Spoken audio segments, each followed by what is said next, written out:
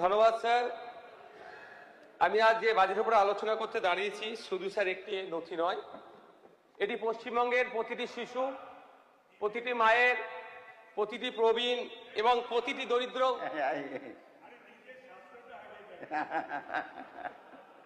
Sir আমি অনেক জায়গায় বলি আমার স্বাস্থ্যের থেকেও পশ্চিমবাংলার স্বাস্থ্য ব্যবস্থা খারাপ হয়ে গেছে।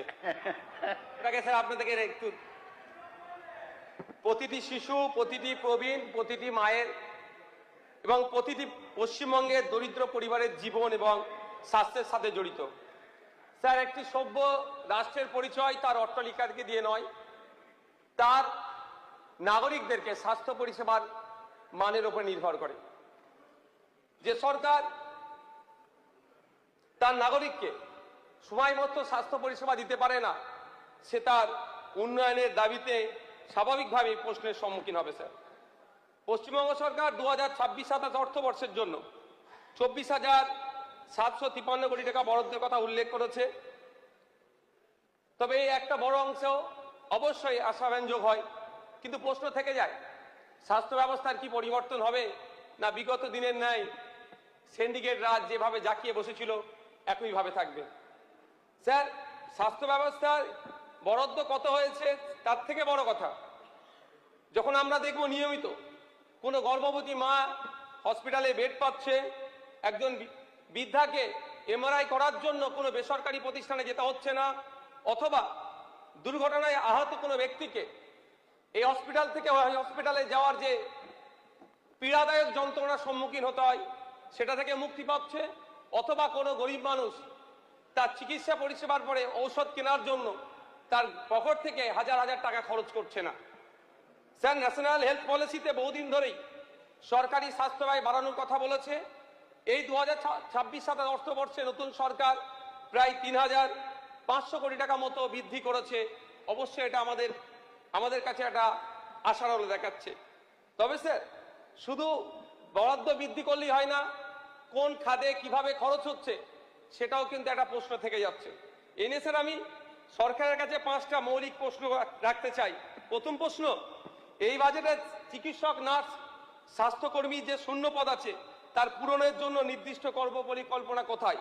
কারণ স্যার আমরা যদি দেখি central bureau of health intelligence তথ্য অনুযায়ী 78,000 রেজিস্টার্ড অ্যালোপ্যাথি ডক্টর ওয়েস্ট বেঙ্গলে আছে, কিন্তু সেখানে মাত্র 17,692 জন সরকারি পরিষেবা দিচ্ছে বা সরকারের সাথে যুক্ত আছে। একটা বড় যে ল্যাগ তৈরি হচ্ছে, তথ্য বলছে স্যার নার্স ডক্টর মিলিয়ে ওয়েস্ট বেঙ্গলে প্রায় 65% শর্টেজ আছে, আর স্পেশালিস্ট পোস্টে প্রায় 85% স্যার শর্টেজ আছে। স্যার যদি আমি ডক্টরের রেশিও দেখি, ডক্টর পপুলেশন রেশিও WHO নির্দেশ অনুযায়ী প্রতি 1000 মানুষের একজনের ডক্টর দেখা দরকার, আর আমাদের ওয়েস্ট বেঙ্গলে বিগত 15 বছরের সরকার নীল সাদা রঙের উন্নয়নের বুলিয়াওড়ে সেখানে পৌঁছে দিয়েছে 1665 জন পৌঁছে একটা মাত্র ডাক্তার। আমাদের ব্যাপক স্যার ঘাটতি আছে। নার্সের ক্ষেত্রে যদি দেখি ওয়ার্ল্ড হেলথ অর্গানাইজেশনের নির্দেশ অনুযায়ী 500 জনের ক্ষেত্রে একটা নার্সের হওয়া দরকার ছিল। আমাদের ওয়েস্ট বেঙ্গলে এই মুহূর্তে 1100 জন মানুষ পিছু একজন করে নার্স, কিন্তু এমন অনেক প্রচুর নার্স আছে যারা তাদের নিজস্ব উদ্যোগে রাজ্যের মধ্যে থেকে বা রাজ্যের বাইরে থেকে পড়াশোনা করেছে, কিন্তু তাদেরকে এখনো তাদের সেই সুযোগ দেওয়া হচ্ছে না। এদিকে কিন্তু নার্স পপুলেশন রেশিও বেড়ে যাচ্ছে। স্যার গত 17 জুলাই একটি Calcutta national medical college and হসপিটালের প্রিন্সিপাল স্যার আমাদের স্বাস্থ্যমন্ত্রী স্যারকে চিঠি করেছেন যে 100 বছরের পুরাতন প্রতিষ্ঠান, ওখানে প্রায় 50% ডক্টরের অনুপস্থিতি সেখানে নাই। এই আমাদের স্যার স্বাস্থ্য ব্যবস্থা, এটার থেকে পরিত্রাণ বাংলার মানুষ পেতে চায়। এর থেকে মানুষ স্বাস্থ্য পরিষেবা যাতে বেটার পায় তার জন্য আমরা স্বাস্থ্যমন্ত্রী তার কাছে আমি আবেদন করব। দ্বিতীয় প্রশ্ন স্যার, জেলা হাসপাতালগুলিকে প্রকৃত অর্থে সুপার স্পেশালিটি পরিষেবায় উন্নতিকরণ করার কি পরিকল্পনা আছে? স্যার আমি প্রকৃত অর্থে এই জন্যই বললাম, এমন ঘটনা আছে পশ্চিমবাংলায় এক্স রে মেশিন আছে, টেকনিশিয়ান নাই। টেকনিশিয়ান থাকলে এক্স রে যে প্লেট রিপোর্ট করার জন্য না পেপার আছে না প্লেট আছে, এই দুরবস্থা চলছে। আমাদের সেক্ষেত্রে আমরা আশা করব যে এই সমস্যা থেকে আমরা পরিত্রাণ পাবো।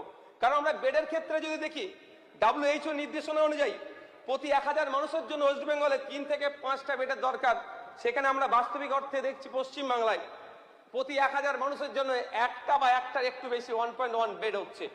এই দুরবস্থার মধ্যে দিয়ে স্যার আমাদের স্বাস্থ্য ব্যবস্থা চলছে। স্যার আমার তৃতীয় প্রশ্ন, গ্রামীণ স্বাস্থ্য কেন্দ্রগুলিতে বিশেষজ্ঞ চিকিৎসকের নিশ্চিত করার পদক্ষেপ কি নিয়েছে স্বাস্থ্য দপ্তর? কারণ স্যার দেখছি স্পেশালিস্ট যে পোস্ট আছে 85% স্যার সেখানে শর্টেজ। স্যার আমার চতুর্থ প্রশ্ন, সরকারি হাসপাতালগুলোতে বিনামূল্যে ঔষধ, রোগ নির্ণয় পরিষেবা সম্প্রসারণের লক্ষ্যমাত্রা কি? স্যার পঞ্চম প্রশ্ন, বরাদ্দকৃত অর্থ কোথায় কিভাবে খরচ হচ্ছে তার একটা হোয়াইট পেপার জনসম্মুখে আনা হোক। স্যার পরিশেষে, যেহেতু আমার সময় স্বল্প, স্যার আমি দুটো স্যার ডিমান্ড রাখবো। প্রথম ডিমান্ড হচ্ছে স্যার কেন্দ্রীয়ভাবে রেফারেল সিস্টেম করা হোক। একটা মুর্শিদাবাদ, মালদা, দিনাজপুরের মানুষ যখন এখানে চিকিৎসা নিতে আসছে, এখানে বেড না পেয়ে দালালের খপ্পরে পড়ে যাচ্ছে, তা কেন্দ্রীয়ভাবে রেফারেল সিস্টেম ব্যবস্থা হোক। এবং সাথে সাথে আমরা যারা বিধায়ক আছি, আমাদের পরিবারের চিকিৎসা পরিষেবা নেওয়ার জন্য আমরা বেসরকারি উদ্যোগে যাই, এটা আমাদের বন্ধ করা দরকার। কারণ এই ধরনের রিপোর্ট দেখা গিয়েছে বিগত 17তম বিধানসভায় একটি বিধায়ক তার স্ত্রীর সন্তান হয়েছিল, তার সন্তান প্রসবের খরচ 6 লক্ষ টাকা দেখিয়েছিল, পেপার পত্রিকায় এসেছিল। তাই আমি আশা করব যে সরকারি উদ্যোগে আমরা বিধায়ক, আমরা যদি সরকারি পরিষেবা থেকে দূরে থাকি, তাহলে আমাদেরকে যারা পাঠিয়েছে জনপ্রতিনিধি হিসাবে পাঠিয়েছে, আমাদের ভোটার জনগণ তাহলে সরকারি পরিষেবামুখী কিভাবে হবে? তাই এই বিষয়টি থাকবে স্যার। আর একটা কথা, যে আমাদের বাড়ির মেয়ে, আমাদের বাড়ি কন্যা, স্বাস্থ্যমন্ত্রীকে আমি বলবো আপনি এটা স্পেশাল আরো উদ্যোগ নিন। অভয়াকে যেভাবে তার প্রতিষ্ঠানের মধ্যে ডিউটিরত অবস্থায় তাকে খুন করেছে, যারা যারা যুক্ত একটা হলো ছাড় পাই, দ্রুততার সাথে শর্ট টাইমে আমাদের বাড়ির কন্যা অভয়ের বিচারের ব্যবস্থাও আমাদের স্বাস্থ্য দপ্তর উদ্যোগ নেবে, এই আশা আমি করবো। ধন্যবাদ স্যার। ধন্যবাদ মাননীয় সদস্য।